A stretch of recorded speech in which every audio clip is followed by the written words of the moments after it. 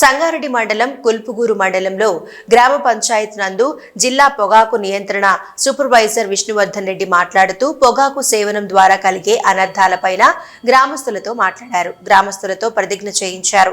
పాఠశాలకు సందర్శించి విద్యార్థులకు పొగాకు ఉత్పత్తులను దూరంగా ఉండాలని కోరారు. ప్రతి ఒక్కరూ సంపూర్ణంగా ఉండాలంటే ధూమపానం, మద్యపానం వంటి అలవాట్లు దూరంగా ఉండాలని విజ్ఞప్తి చేశారు.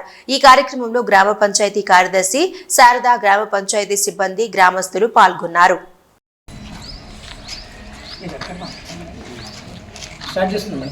నేను పొగాకు ఉత్పత్తులను ఎప్పుడు ఉపయోగించనని లేదా తినని ప్రతిజ్ఞ చేస్తున్నాను.